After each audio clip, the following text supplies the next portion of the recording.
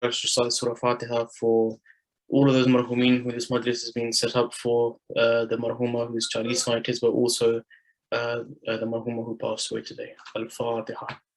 Bismillah ar-Rahman ar-Rahim. Alhamdulillahi Rabbil Alameen ar-Rahman ar-Rahim Malik yawmiddin. Iyyaka na'budu wa iyyaka nasta'in ihdinas siratal mustaqim siratal ladzina an'amta alayhim. Bismillah ar-Rahman ar-Rahim. Qul huwallahu ahad Allahus samad lam yalid. Bismillah ar-Rahman ar-Rahim. Qul huwallahu ahad Allahus samad lam yalid. Bismillah ar-Rahman ar-Rahim.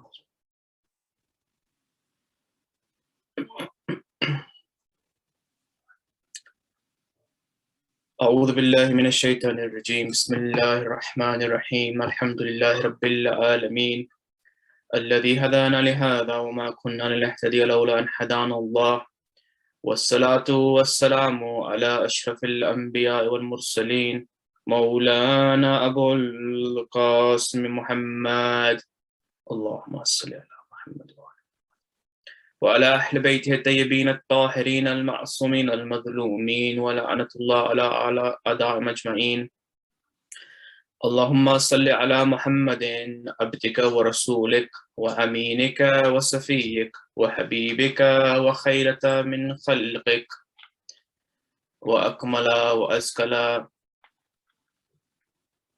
وحافظ السر ومبلغ الرسالة أفضل وأحسن وأجمل وأكمل وأزكى أنما وأطيب وأثار وأسنى وأكتر ما صليت وبركات وترحمت وتحننت والسلام أتى على أحد من عبادك وأنبيائك ورسولك وصفوتك وأهل كرامتك عليك من خلقك اللهم وصل على علي أمير المؤمنين ووصي رسول رب العالمين عبدك ووليك وأخي رسولك وحجتك على خلقك وآياته الكبرى والنبأ العظيم وصل على الصديقة الطاهرة فاطمة الزهراء سيدة النساء العالمين وصل على سبته الرحمة وإمام الهدى الحسن والحسين سيدا شباب أهل الجنة وصل على أئمة المسلمين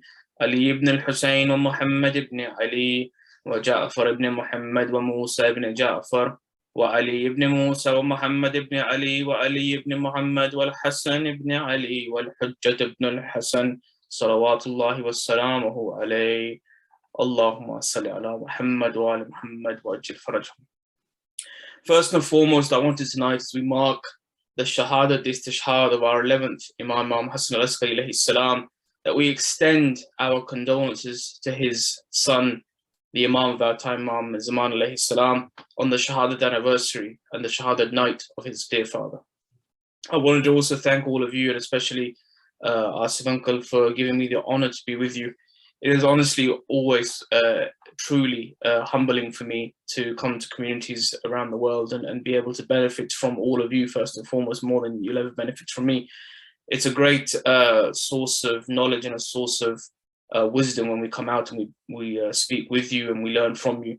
And it's always the case that whenever we are requested to come and give a majalis or go through a talk or a session with a community such as yourselves, that we always make the effort of trying to bring up our knowledge as well, so that we can present something new that we ourselves didn't know for your benefit as well. So by preparing a majalis for you and coming and delivering that majalis, we're not only hoping that there is some little benefit for all of you mu'mineen who are gathered tonight, but also for us in our knowledge having increased in the space of time in which we prepared this majalis. Let us recite the salawat as we begin the majlis, and for all of those marhoomin who Asif uncle has mentioned, for all of those who this majalis is set up for, and for all of those whom there is no one else to recite for, let us recite a loud salawat in their honor. Allahumma salli ala Muhammad wa ali Muhammad wa ajil farajahum. May Allah subhanahu wa ta'ala abundantly bless you all for arranging this majlis. It's always a great thing to do to arrange a Esaal Sawaab majalis. And while it's not the topic of tonight's majlis, you're all very well aware of the fazilat of the majlis Esaal Sawaab.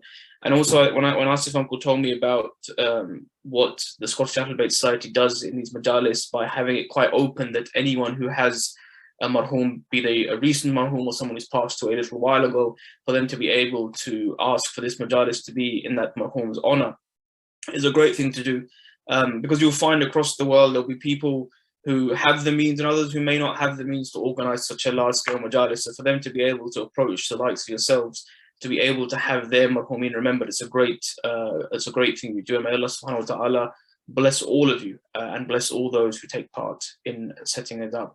And again, the events of today once again truly remind us of that, because when I spoke to, I've heard Asif uncle in the past on these majalis, but I met him for the first time. I was lucky enough to meet him last week at a majlis in South London. And when we discussed this majlis, he explained the whole concept of how it is, like we say, for Esaal Sawaab, any marhoomin whose families may wish to become involved. And then when you have a fadhki like you had today, it kind of brings that point home again that we never know. So the opportunity being that a majalis is already ready to go, that the marhooma's name can be added to. It's a great service you do to all those who are mourning for their loved ones. Nights like these, I think, are of great importance in our calendar, and we do not often spend enough time in the rest of the year reflecting on our imams, especially the imams in the later imams in our 12 imams. And when it comes to their wiladas or shahadas, it's really the 2 nights a year when we'll give them the due honor that they deserve. And of course, as we always say, it's important that we try and build above and beyond just these nights. But alhamdulillah, these are a good launch pad or a platform from which we can begin that work that we need to do in terms of bringing ourselves closer and more nearness towards those imams of the Ahlul Bayt alayhi salam. For me, one of the biggest tells when it comes to what is your relationship like with any one imam is when you go for that imam ziyarah. Many of you, mashallah, regular Zawwar, and there's a number of you who I've been on ziyarah myself, and Allah has blessed us over the last few years with a number of occasions to go on the ziyarah of our imams in Karbala and our imams in Masjid and Bibi Fatima alayhi salam and Qom as well. And what you'll see when you go on that ziyarah is a physical manifestation of the relationship that an individual holds with an imam. When an individual goes on that physical visitation, that physical ziyarah, be it to Baqi, be it to Karbala, Najaf, Qom, Mashhad, or all the other places our imams are buried, before even stepping foot in that blessed haram, that blessed area where the body of the imam or the body of one of the members of the Ahlul Bayt, if it's an imam zada or a sister of one of the imams, a relation of one of the imams, one of the first things we do before we even enter into that area is we recite what is known as the Izn al-Dukhul, or if we translate it to English, the permission to enter, one could say. And in that, there is words we recite that can be translated into English as us seeking permission to enter from Allah subhanahu wa ta'ala, from the Messenger of Allah subhanahu wa ta'ala, and from the angels Allah has placed on that area of land because of the person who is buried there. And we say that we are visiting this person, this individual, because we are aware of who they were. And we are aware of their status and their position in the eyes of Allah subhanahu wa ta'ala and the eyes of the Imam alayhi salam. So when we say that, we need to ensure that when we actually go on these ziyaras and we actually partake in these physical visitations of our Imam alayhi salam, that when we say those words, we're actually able to mean them from our hearts. And we see the physical manifestation, as I said, of that, how? In the reaction we have when we go. When you go to Najaf, you go to Karbala, maybe even when you go to Qazman, you will see that there is a sorrow, there is a gham, there is a difficulty in the heart of a mu'min. In Karbala, it's different, it's separate, I understand. Our connection with Karbala is unlike our connection with maybe any other event in the history of our religion. But if we look at the other instances I mentioned, Najaf, Qazman, maybe even Medina and Baqi, you will see that there is a certain reaction in the mu'min when they go to that place. And when you go, unfortunately, sometimes towards Samarra, sometimes you see that people can be very distracted and people can be very easily lost in the difficulties of the day, be that the long walk from where the buses drop you off or the heat or the cold, depending on the season you go in. And you don't necessarily see that same emotional response. That emotional response comes about because of that relationship we have. In the same way, when you go to the grave of your mother or your father, or may Allah protect us all, but if any parent loses a child, they go towards the grave of their child, you will see that because of the emotional relationship they have with that individual, when they go to that grave, whether they want to or don't want to, they will cry. Whether they want to or they don't want to, they will have a reaction. They could be fine in the car on the way to the qabristan, but the moment you step in the qabristan, you see that change occurring in the person. And we see the same thing when we go on ziyarah. And it's a sign for me and not to judge a single person. I speak to myself before I speak to anyone else, and I want us to reflect on ourselves, not to reflect on anyone else. That when I go for the ziyarah of Imam Askari alayhi salam or Imam Ali al-Hadi alayhi salam in Samarra, do I have the same reaction as when I go on the ziyarah of Imam Qadim and Qadimi alayhi salam, or Imam Jawad, or Imam Ali, or Imam Ali Rida alayhi salam, or any of the other Imam alayhi salam? Do I have that emotional heartache that I am standing at the grave of one of the Imam of Allah subhanahu wa ta'ala? I am standing at the grave of one of the chosen ones of Allah subhanahu wa ta'ala, and I am aware that this individual at such a young age has been shaheed because of their role, because of their status, because of that divinely appointed position that Allah subhanahu wa ta'ala gave them. The honest answer maybe for myself and for a few others, that we can do more when it comes to our imams in Samarra and some of our other imams as well, in building that relationship such that when we go to places like Samarra, we have that reaction and we have that both intellectual and emotional connection with the imams alayhi salam who are buried there. When it comes to Samarra, it is a very different place to other ziyarats we go on. And a big part of that is because of the way in which the Ahlul Bayt alayhi salam have been treated when they were in Samarra, the way in which the imams have been, in the way in which and the way in which they were seen by the people of cities like Samarra. What we know from history is that Imam Ali al-Hadi alayhi salam, or Imam Ali Naqi as he's known in some communities alayhi salam, is taken from the city of Medina towards the city of Samarra in Iraq because of the reaction people are having towards him, and because of the way in which he's bringing people towards him. The so-called Khulafa of the time, as they did in the case of others before him, and in the case of Imam al-Askari, Imam al-Hajj alayhi salam, after them, they were trying to remove them from the public such that they do not have that same level of reaction, or that same ability to pull people towards them. And before we delve into that further and the exact reasons behind why the imams have taken there and some of the history of the city of Samarra, I wanted to touch on just briefly, when it comes to the history of the Ahlul Bayt alayhi salam, how there is some struggles today that we have to accept and we have to work around. And that is mainly being that when it comes to the history of Amir al-Mu'mineen alayhi salam, you will find a great deal, and both in Arabic, Farsi, Urdu, also in English. My limitation is unfortunately reading and writing. English is the language I read and write. If I was able to read and write Urdu or Arabic or Farsi, there's a lot more suddenly open to us. But those of you who can read and write, or at least read Urdu, there is a lot of books available as well as in Arabic and Farsi when it comes to the life of Imam Mu'mineen Islam, when it comes to the life of Rasulullah sallallahu alayhi wa sallam, Imam Hasan alayhi salam, Imam Hussain alayhi salam. The later we move on, the less and less detail we have. There is a few reasons for this. Partly, first and foremost, when you look at some of the imams towards the end, we have Imam Jawad alayhi salam, who was shaheed at the age of barely 25. We have Imam Askari alayhi salam, who we're going to talk about further tonight, shaheed at the age of 28. So we have imams who are living very short periods of life. We then have imams who are physically cut off from their people. We'll go more into this when it comes to the city of Samarra. And then we have a practice that occurred during the life of Imam Ali, but only got worse in the years to come, which was the destruction of our own history. That those who were the enemies of the Ahlul Bayt alayhi salam would actively burn manuscripts, burn books, destroy hadith, destroy collections of narrations from the Ahlul Bayt alayhi salam, such that their Shia could not benefit from what was being said by their Imam. And we see in the time of Imam Ali, when Islam is being spread by the Khulafa, in the way that they chose to do so, that they actually go into various cities during that period, and they're burning libraries and they're destroying places of worship. And to Amir al-Mu'mineen reminds them that that knowledge that is contained in those books, that knowledge can be beneficial to us. That knowledge is something we should protect rather than attacking and burning.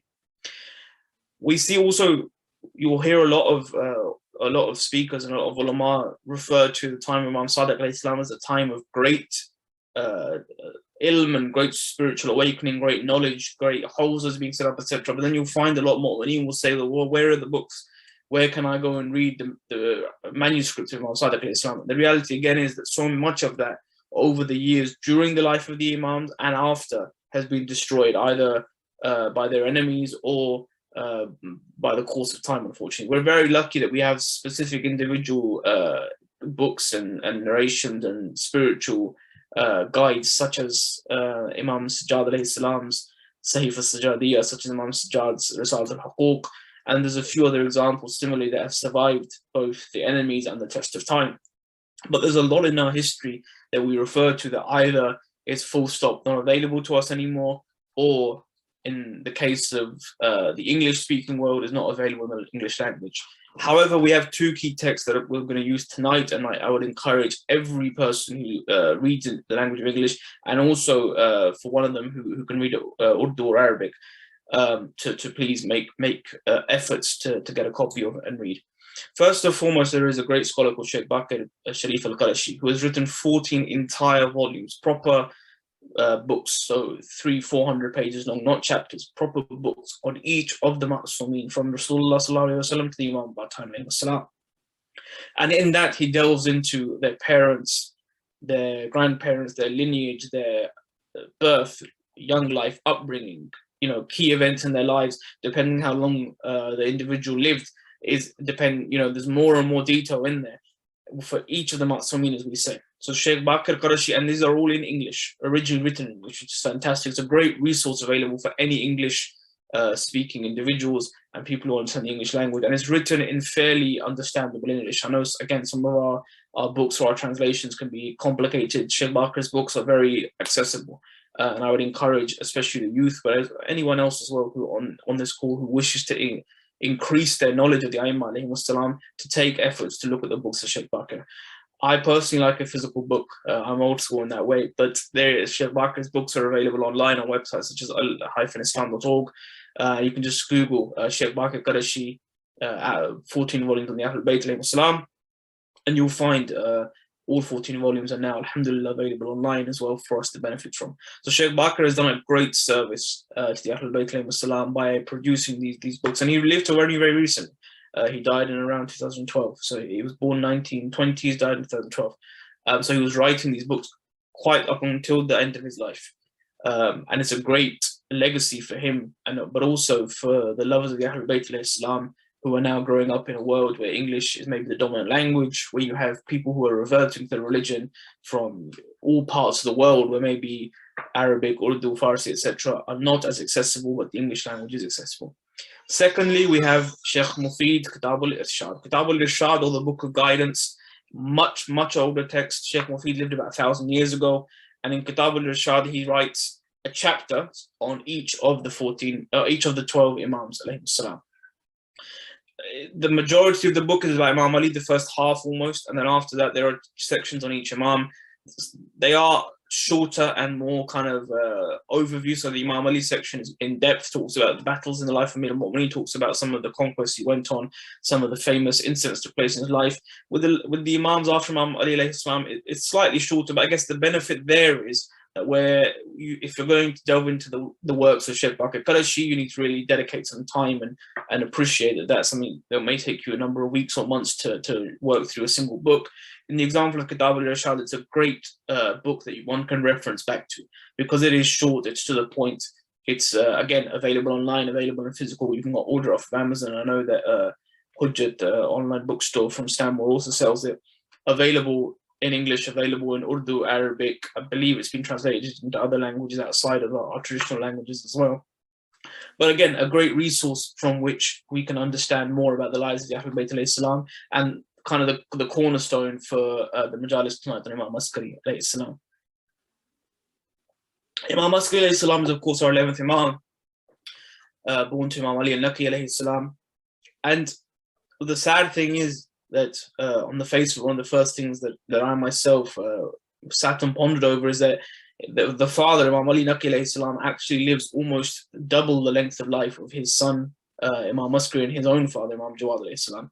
And you see that both of these are our Imams, our 9th and 11th Imams live very, very short lives, amongst the shortest in the Ahlul Bayt alayhi salam. Only Imam Jawad alayhi salam 25 years, Imam Askari alayhi salam 28 years.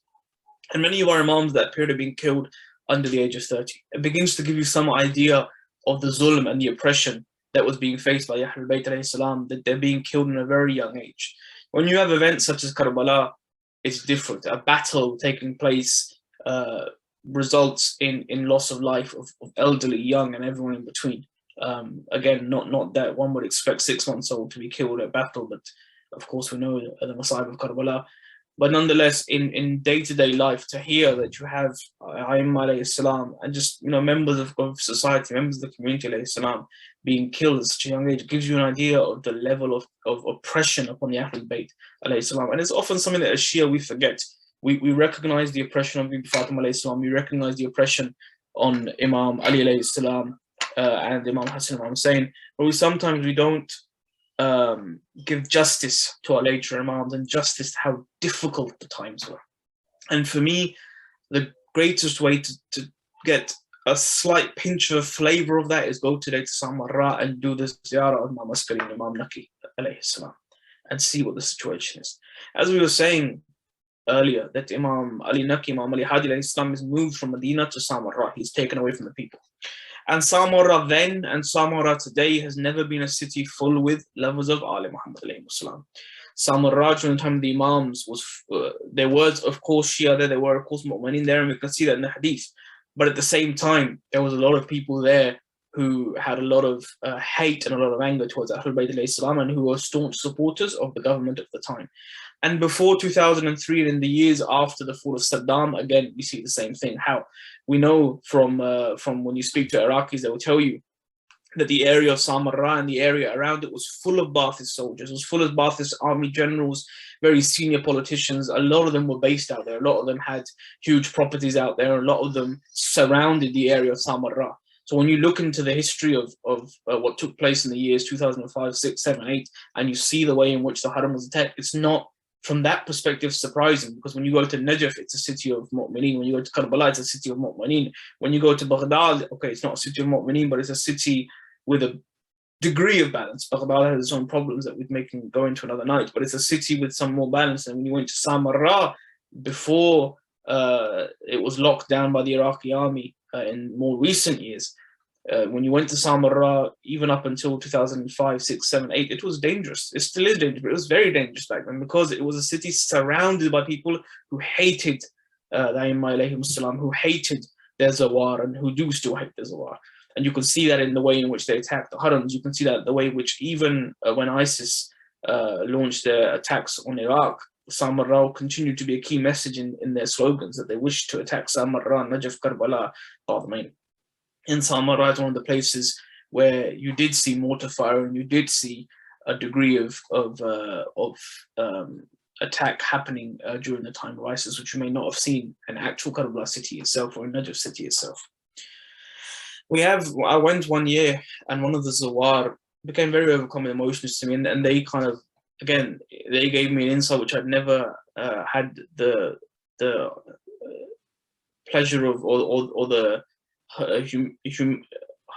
humble experience of having myself, and that was that they pointed out that during the times of the Aimma alayhi salam, Hadi alayhi salam, Askari alayhi salam, when you read hadith, and we'll go into some of these hadiths as we talk about the transition of Imamate from Imam Hadi alayhi salam to Imam Askari, that you see the Imams were very much cut off from their ummah. They were very much kept away, such that even you have narrations in which the Imam says that if you see me in the streets of Samarra, don't say salam to me, because the enemies are such that just by knowing that you have that much respect for me, that you would say salam, they would come and they would attack you, they would kill you, and it would be a real risk to your life. So if you see me, don't even speak to me if you see me in the streets. It reminds me of the hadith of Bibi Fatima alayhi salam, whose Shahada we remember in these weeks, when she would lament that the city of Medina, where Imam Ali used to be side by side with Rasulullah, after the Shahada of Rasulullah, the entire city stopped saying salam to Amir al-Mu'mineen. And it was only Fatima al-Zahra salamullahi alayha who would say salam to her husband. You see that same situation arising in Samarra with the Imams in their lives as well, where the entire city, either because they hate the Imam or because their Imam has instructed them, Hukum Imamat, that do not even greet me if you see me. Then it was difficult. If you can't greet the Imam, you can imagine you couldn't go to his front door and knock and ask a question. When we see in the hadith that people come and ask Imam Musa al-Kazim questions, and people come and ask Imam Ali Rida questions, or Imam Jawad questions, or Imam Ali alayhi salam, or Imam Hassan, etc. When the Aimma alayhim salam are open to the people to a degree to be able to ask them questions, get guidance from them. That wasn't possible in Samarra. That wasn't the case that people would come to the door of Imam Hadi alayhi salam and say, we have this masla, we have this fiqhi masail, Imam guide us. That wasn't possible. So the Imams, then it was very difficult for the Shia to access them. Today it remains that way. But today, alhamdulillah, the situation is a lot better now than it has been. But the difference between going to ziyarah in Qazmen and going to ziyarah in Samarra is blatant in front of you, where you are on your feet from more than a kilometer away.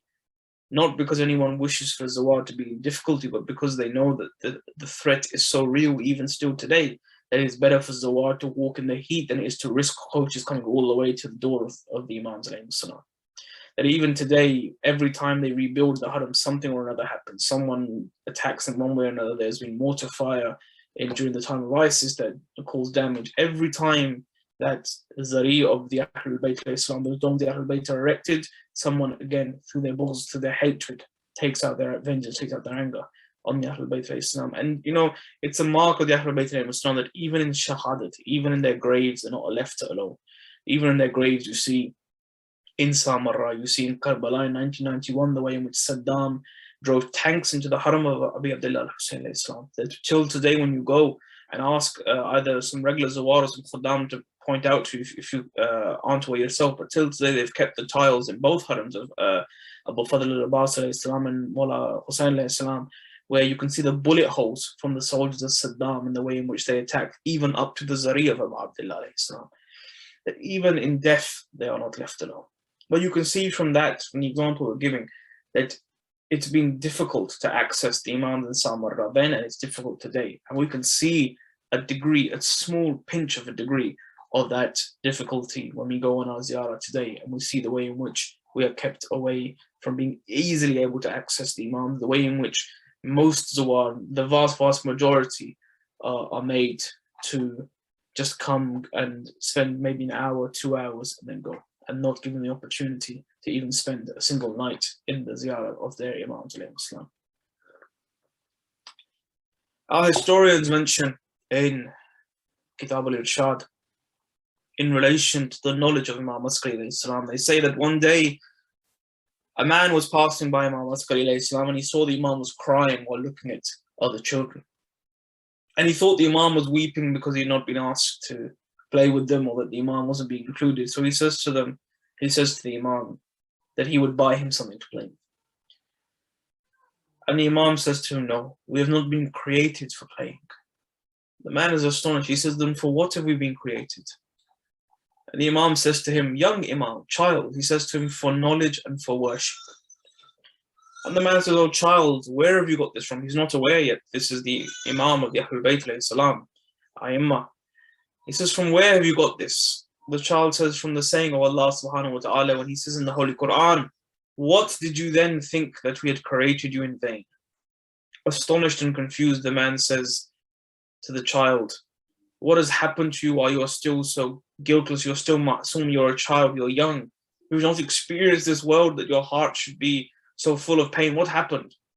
And the child says, be away from me. I have seen my mother set fire to big pieces of firewood, but fire is not lit except with small pieces. And I fear that I shall be from the small pieces of the firewood of hell. Allahu Akbar. Faith in Allah subhanahu wa ta'ala was a part and a distinguishing element of Imam Abu Muhammad al-Askari alayhi salam. He did not fear Allah subhanahu wa ta'ala in the way that we fear Allah, but this trait remained in him until the last moment of his life. We can see that from a young age, the Imam is, as is famous in the Ahlul Bayt, with a great deal of knowledge, a great deal of ilm, a great deal of wisdom in this young Imam al-Askari alayhi salam. Sheikh Baqir Karshi in his book tells us that Imam Hadi alayhi salam took great pride and a great deal of personal involvement in the upbringing of his son Imam al-Askari alayhi salam. Sheikh Baqir narrates that Imam Askari would never leave the side of his father. And even when Imam Hadi alayhi salam used to journey outside of Samarra and outside of Medina, the Imam Hasan alayhi salam would be with him. And Imam Hadi was very fond of his son Imam al-Askari. In one hadith, Imam Hadi says, my son Abu Muhammad, yani Imam Askari alayhi salam, is the best of the progeny of Muhammad sallallahu alaihi wasallam in nature and the most trustworthy in his authority. He is the eldest of my children and my successor and recipient of the handhold of Imamate and its governance. Many of you will be aware, again, those of you who go on ziyarah, that Imam Askari Islam has a very famous brother as well called Sayyid Muhammad Abu Ja'far, who is buried in Bayt. And again, his ziyarah is very famous and very highly recommended. And I think you could say everyone who goes to a Samarra will stop either on the way or on the way back to do ziyarah of Sayyid Muhammad. Sayyid Muhammad is described in history as being as amazing a personality and individual as his brother. An ilm like no other, morals like no other, a true representative of Ali Muhammad.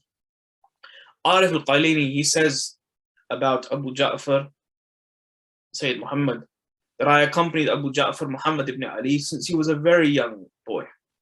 And I saw no one purer, nor more honorable than him. Abu Hassan al-Askari, yani Imam al-Hadi alayhi salam, left him in Hejaz when he was a child, and he came to him a young. He kept to himself his brother Abu Muhammad, meaning Imam Askari, who he educated and fed him with his knowledge, wisdom, and morals. Our narrations tell us that Imam Askari's brother, like Imam Askari, died of a sudden illness, most likely brought on by poisoning by the Abbasids.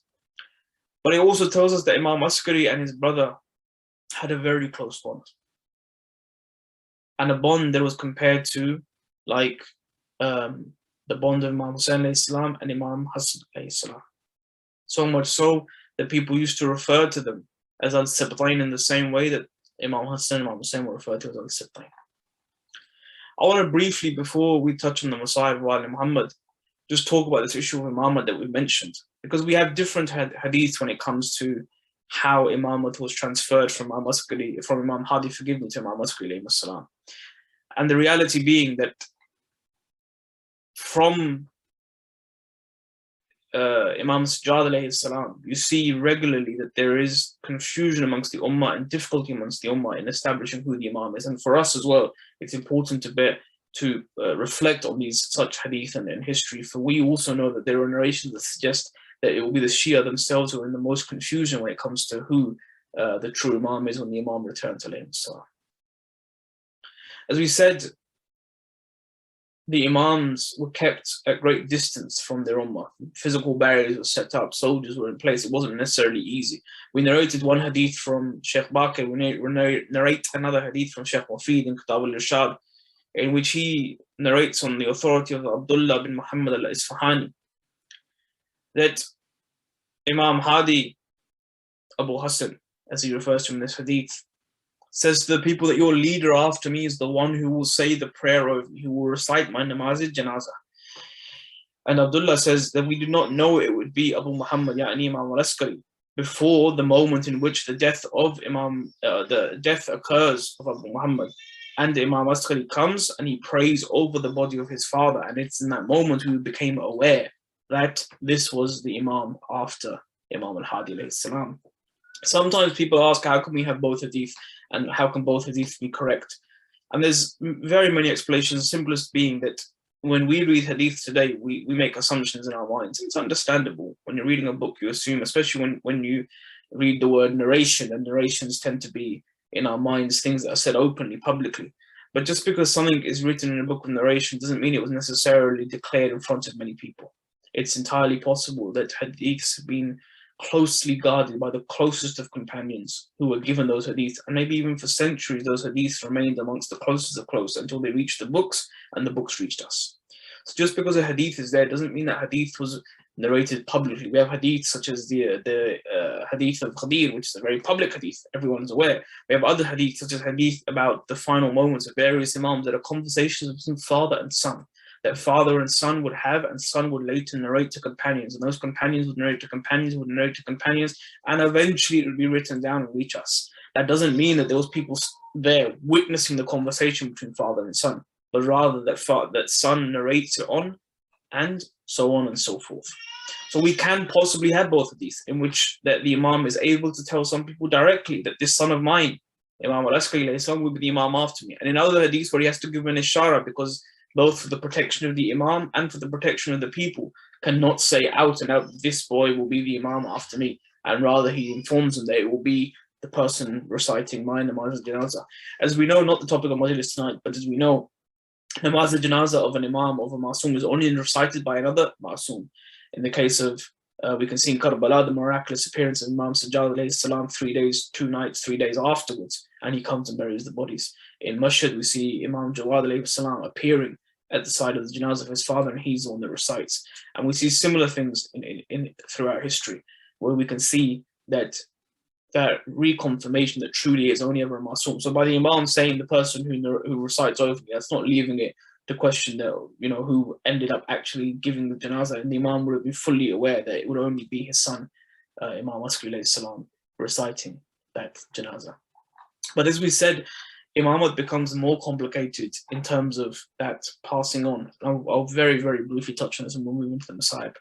And it's because during the time of Rasulullah sallallahu alaihi wasallam, people were very aware from pretty much the moment Islam was announced in Dawat al-Ashira that Imam Ali alayhi salam would be the Imam after Rasulullah.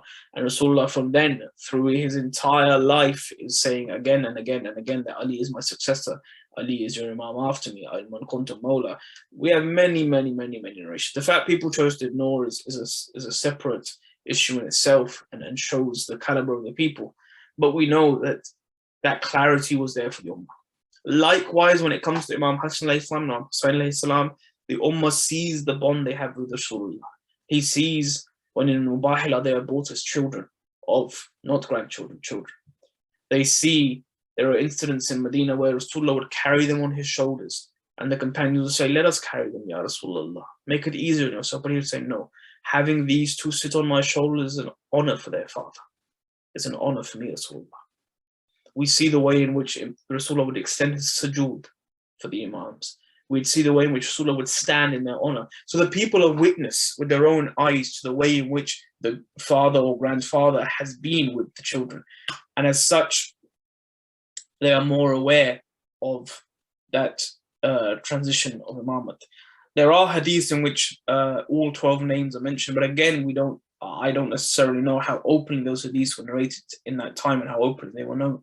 Secondly, you have, in the event of Ghadir, you have a physical 3-day ceremony of bay'ah. For 3 days, people come, they place their hands on the hands of Amir al-Mu'mineen, under the hands of Amir al-Mu'mineen, and they pledge allegiance to Amir al-Mu'mineen alayhi salam. When it comes to Amir al-Mu'mineen and Imam Hasan alayhi salam, Amir al-Mu'mineen brings the family together. He brings some of the companions. He places their hand on the hand of the Imam, and again, they pledge allegiance. When it comes to Abu Abdullah alayhi salam, we're all aware of history. But apart from Imam Sajjad and the ladies, no one is left. There is no one to pledge allegiance to Abu Abdullah, such that others can say that yes, Hussain ibn Ali, Ali ibn Hussain alayhi salam is the Imam after Hussain ibn Ali alayhi salam. Imam Sajjad, after the death of his father, is the eldest man there. He has his son, Imam al-Baqir alayhi salam. Imam Baqir is very young. He has his aunts and his sisters. But there is no other men there. There's no one else to pledge that allegiance or to give that witness that we saw the pledge of allegiance. So those are two factors. The third factor is that we have narrations in which certain items are passed from one Imam to the other. And there's various different narrators who say that there's different things contained within those. Some talk about books, some talk about physical possessions of various family members of the Ahlul Bayt alayhim salam. And in the case, again, of Imam Ali to Imam Hassan and Imam Hassan to Imam Hussain, those items are passed on in person. In the case of Abu Abdullah, because Abu Abdullah was aware of the way in which they would loot his body, and he was aware of the way in which they would loot the tents, that these were items of such great importance that he would not take them to Karbala. When people ask why was Muhammad al-Hanafiya, Hazrat Muhammad al-Hanafiya not to Karbala, this is one of the biggest reasons, because Abu Abdullah left him with his will, he left him with his these belongings as well as some other belongings, and he left him with certain other responsibilities in Medina, such that when Imam Sajjad alayhi salam returns with the Qafla, he's able to take these items. But because that passing did not take place in front of people, again, people were not aware. And from Imam Zayn al-Abidin onwards, pretty much every time you see a confusion, you see that's where people start following the Imam's other son, Hazrat Zaid. You see, after Imam Sadiq Islam, again, people split. They split every time after Abu Abdullah Islam, because these are three primary reasons. So much so, when you reach Imam Askari Islam, again, there is confusion amongst the people. There is confusion even after Imam Askari, who is the Imam. Some people still refuse that because of the age of the Imam of our time, when he recited his father's janazah. A lot of people weren't even aware that the Imam had been born, because there was such a oppression upon Ahlul Bayt that it was kept so secret and so private, and so many were unaware. It's kind of testament also. We mentioned the looting of the body of Abu Abdullah. Before we move into the Masayib, I wanted to touch on this as a final point, just so that we can mention the importance of us continuing our reading. We recited at the beginning of the Majlis how important it is that we build upon the knowledge that is shared in this Majalis. And likewise, this is another point where I believe it's so important. We can only do so much from these positions of the Minaba. There's only so much that we can impart.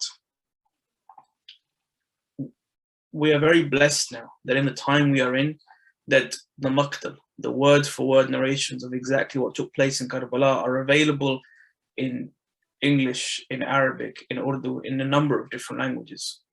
And they're available for all communities to benefit from all people to read, and in fairly straightforward languages as well. So even the English is not complicated English. If we were to recite Masayib for the first Ashra, the first 10 nights, and only recite Masayib, we still wouldn't do justice to Musibah of Karbala.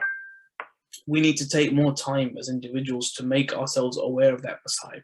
When we say that Abu Abdullah did not take certain items to Karbala because he was aware his body would be looted, we need to understand what that means. That wasn't just the fact that they took his clothes and his physical belongings. We have hadith that say that he was wearing a ring from one of the rings of Rasulullah, and a man says, I wish to take that ring, but because I couldn't take it off, I cut his finger.